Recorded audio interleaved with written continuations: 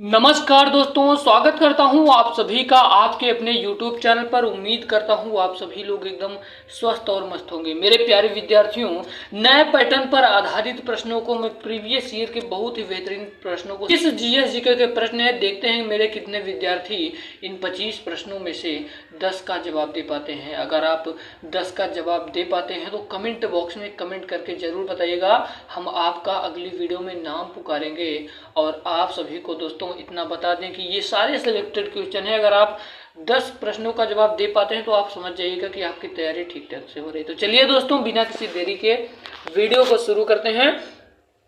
हमारा पहला प्रश्न है कि काकतीय वंश का संस्थापक कौन था? तो मेरे दोस्त मेरे लाल याद रखिएगा, इसका राइट आंसर हो जाएगा ऑप्शन नंबर सी वाला, वीटा प्रथम। काकतीय वंश का जो संस्थापक था उसका नाम था वीटा प्रथम। ऑप्शन नंबर ए वाला सी वाला सही हो जाएगा। उम्मीद करता हूं ये आप सभी को प्रश्न समझ में आया होगा। अगले प्रश्न का जवाब जल्दी से आप कमेंट बॉक्स में दीजिए, जल्दी से जल्दी इसका जवाब दीजिए। चलिए हम आप सभी को बता देते हैं। अगला प्रश्न है कि गंग वंश की स्थापना किसने की थी? तो दोस्तों याद रखिएगा, जो गंग वंश है इसकी स्थापना किया था ब्रह्महस्त पंचम जी ने। ऑप्शन नंबर सी वाला सही हो जाएगा।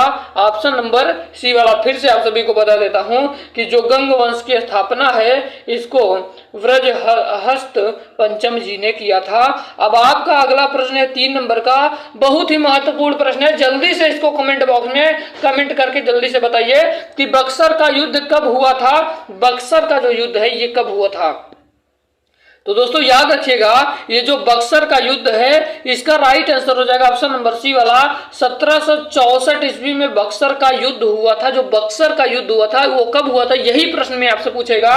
तो याद रखिएगा मेरे लाल, जो बक्सर का युद्ध है ये 1764 ईस्वी में हुआ था। उम्मीद करता हूं ये तीनों प्रश्न आप सभी के समझ में आए होंगे, एक एक पॉइंट आपको समझ में आया होगा। अगर आपको समझ में आया तो हमारे उन भाई बहन तक जरूर शेयर करिएगा जिनके पास आज कोचिंग जाने तक की फीस नहीं है। और आपका अगला प्रश्न है कि ईरान देश की मुद्रा का नाम क्या है? जो ईरान है वो ईरान देश है।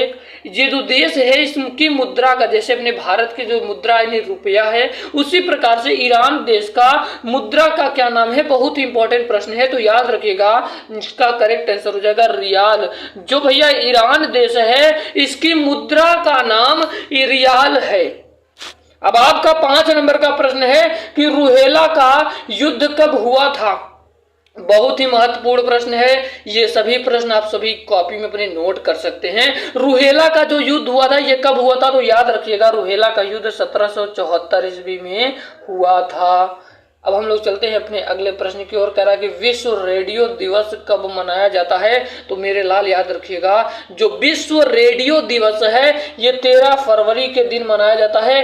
13 फरवरी को विश्व रेडियो दिवस मनाया जाता हूं। उम्मीद करता हूं ये प्रश्न भी आपको समझ में आ गया होगा। अगला प्रश्न है कि विश्व सामाजिक न्याय दिवस कब मनाया जाता है? तो दोस्तों याद रखिएगा, विश्व सामाजिक न्याय दिवस जो मनाया जाता है इसका राइट आंसर हो जाएगा ऑप्शन नंबर ए वाला, 20 फरवरी। 20 फरवरी को विश्व सामाजिक न्याय दिवस मनाया जाता है। आज से आपको याद होगा ना, याद हो गया होगा ना? कमेंट बॉक्स में जरूर बताइएगा। अब आपका 8 नंबर का प्रश्न है, कह रहा है कि इराक देश की मुद्रा, मैं मुद्रा को क्यों रखा हूं ज्यादा प्रश्नों को? मैं इसलिए रखा हूं क्योंकि मुद्रा टॉपिक इतना इंपॉर्टेंट है। यकीन मानिए दोस्तों, आपका प्रश्न आना फिक्स है, तो इसको पढ़ के जरूर जाइएगा। इराक देश की मुद्रा का नाम क्या था? तो दोस्तों याद रखिएगा, इराक देश की मुद्रा का नाम है इराकी दिनार। ऑप्शन नंबर ए वाला सही हो जाएगा। ठीक है ना? हमारा अगला प्रश्न है कि पाल वंश की स्थापना किसने की थी? तो पाल वंश की जो स्थापना है इसको गोपाल जी ने किया था। ऑप्शन नंबर डी वाला सही हो जाएगा। उम्मीद है ये प्रश्न भी आप सभी को समझ में आया होगा। चलिए हम लोग चलते हैं धीरे से अपने 10वें नंबर के प्रश्न की ओर। कह रहा है कि मंगोलिया देश की राजधानी कहाँ स्थित है? बड़ा महत्वपूर्ण प्रश्न है दोस्तों। तो दोस्तों याद रखिएगा, जो मंगोलिया देश की जो राजधानी है ये उलान बटेर में स्थित है। उलान बटेर में स्थित है। इसका करेक्ट आंसर हो जाएगा ऑप्शन नंबर ई वाला। चलिए अब हम लोग चलते हैं अपने अगले प्रश्न की ओर। हमारा अगला प्रश्न है कि पंजाब राज्य का प्रसिद्ध नृत्य कौन सा है। बहुत ही महत्वपूर्ण प्रश्न है, तो दोस्तों याद रखिएगा, इसका करेक्ट आंसर हो जाएगा ऑप्शन नंबर ए वाला भांगड़ा जो होता है। इस समय उत्तर प्रदेश में भी ये शादी विवाहों के या कोई भी कार्यक्रम योजनाओं पर इसका भी यूज किया, इसका दोस्तों इसका भी डांस, ये भी नृत्य हो रहा है, ये बहुत फेमस हो रहा है। 12 नंबर का प्रश्न है, कह रहा कि गिर वन और ब्लैक बक नेशनल पार्क कहाँ स्थित है। तो दोस्तों याद रखिएगा, इसका करेक्ट आंसर हो जाएगा ऑप्शन नंबर ए वाला, गुजरात में स्थित है। उम्मीद करता हूँ आप सभी को सारे प्रश्न डाउट सारे क्लियर हो रहे होंगे। आपको कोई टेंशन नहीं लेना, बस आपको प्रैक्टिस सेट को कंटिन्यू मेरे साथ जुड़ना है। बचे दिनों में आप देखेंगे कि आपके अंदर काफी ज्यादा बदलाव हुआ है। अगला प्रश्न है कि कथकली नृत्य किस राज्य का है। तो दोस्तों याद रखिएगा, इसका करेक्ट आंसर हो जाएगा ऑप्शन नंबर ए वाला, ये केरल का है। अब आपका 14 नंबर का प्रश्न है, कह रहा कि चीन की राजधानी कहाँ है। तो याद रखिएगा, जो चीन की राजधानी, एक बार राजधानी पूरा पढ़ लीजिएगा, लेकिन चीन की राजधानी आप सभी को बता दूं, इसका राजधानी बीजिंग है। ठीक है, चीन की राजधानी बीजिंग है। अगला 15 नंबर का प्रश्न कह रहा है कि 15 नंबर का प्रश्न दोस्तों, चलिए हम लोग चलते हैं 15 नंबर के प्रश्न को। कह रहा है कि सेन वंश की स्थापना किसने की थी। तो दोस्तों याद रखिएगा, जो सेन वंश है इसकी स्थापना सामंत सेन ने किया था। ऑप्शन नंबर सी वाला से हो जाएगा, सामंत सेन ने सेन वंश की स्थापना किया था। अगला प्रश्न है कि तुर्की की मुद्रा का नाम, फिर से मुद्रा की बात की, मुद्रा यकीन मानिए आपका रामबाण है मुद्रा। तुर्की का की मुद्रा का नाम क्या है। तो दोस्तों याद रखिएगा, इसका करेक्ट आंसर हो जाएगा ऑप्शन नंबर बी वाला, लीरा है तुर्की का मुद्रा। अब आपका अगला प्रश्न है, कह रहा है कि अंतरराष्ट्रीय मातृभाषा दिवस कब मनाया जाता है। तो दोस्तों याद रखिएगा, अंतरराष्ट्रीय मातृभाषा दिवस 21 फरवरी के दिन मनाया जाता है। 21 फरवरी को मनाया जाता है अंतरराष्ट्रीय मातृभाषा दिवस। अगला प्रश्न है कि लोहार वंश की स्थापना किसने किया था। तो दोस्तों याद रखिएगा, लोहार वंश की स्थापना संग्राम राजा ने किया था। संग्राम राजा ने लोहार वंश की स्थापना किया था। अब आपका 19 नंबर का प्रश्न है, कह रहा है कि बेल्जियम की राजधानी कहाँ है। तो दोस्तों याद रखिएगा, बेल्जियम की राजधानी ब्रुसेल्स है। उम्मीद करता हूँ आप सभी को सभी प्रश्न समझ में आ रहे होंगे, सभी डाउट क्लियर हो रहेंगे। अगर आपको कहीं डाउट लगे तो आप कमेंट बॉक्स में कमेंट करके एक बार जरूर बताइएगा।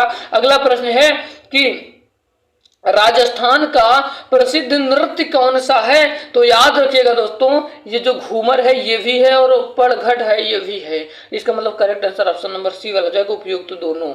अगला प्रश्न है कि सुंदरवन नेशनल पार्क कहाँ है। तो याद रखिएगा दोस्तों, ये पश्चिम बंगाल में है। आपका 22 नंबर का प्रश्न है, देखिए हम कम टाइम में आपको बेहतरीन से बेहतरीन कंटेंट देने का कोशिश करते हैं और आप लोगों से वादा करते हैं, अगर 10 मिनट की वीडियो आप देख लेंगे समय निकाल कर, तो समझ लीजिए आपका दोस्तों आप सफलता की ओर बढ़ रहे हैं, क्योंकि हम सारे सिलेक्टेड क्वेश्चन रखे हैं। अगला प्रश्न है कि कुचिपुड़ी नृत्य किस राज्य का है। तो दोस्तों याद रखिएगा, ये कुचिपुड़ी नृत्य है जिस राज्य का है, इसका नाम है Andhra Pradesh. Option number A वाला सही हो जाएगा। अगला प्रश्न है कि डेनमार्क की राजधानी कहाँ है। तो दोस्तों याद रखिएगा, डेनमार्क की राजधानी कोपेनहेगन है। ऑप्शन नंबर ए वाला सही हो जाएगा। अब आपका अगला प्रश्न है कि वर्मन वंश की स्थापना किसने की थी। तो दोस्तों याद रखिएगा, वर्मन वंश की स्थापना पुष्य वर्मन ने किया था। ऑप्शन नंबर बी वाला सही हो जाएगा। अब आपका 25 नंबर का प्रश्न है कि राष्ट्रीय विज्ञान दिवस कब मनाया जाता है। ये बहुत इंपॉर्टेंट क्वेश्चन है, तो याद रखिएगा राष्ट्रीय विज्ञान दिवस जो है ये 28 फरवरी को मनाया जाता है। ऑप्शन नंबर ए वाला सही हो जाएगा। उम्मीद करता हूं आप सभी को ये सारे प्रश्न मात्र ये 8-9 मिनट की वीडियो में समझ में आ गया होगा। अगर आपको कोई डाउट है, आपको कुछ पूछना है, तो आप कमेंट बॉक्स में कमेंट कर सकते हैं। हमारी टीम हर हमेशा एक्टिव रहती है। तो उम्मीद है आप सभी को पसंद आया होगा। तो आपको पसंद आया तो शेयर जरूर करिएगा, क्योंकि आपका दोस्तों सभी के प्रति आपकी सोच अच्छी होगी, तभी आप अच्छे बनेंगे। ठीक है, चलिए मिलते हैं किसी नए वीडियो में किसी नए टॉपिक के साथ। तब तक के लिए जय Hind, Vande Mataram, bye bye, take.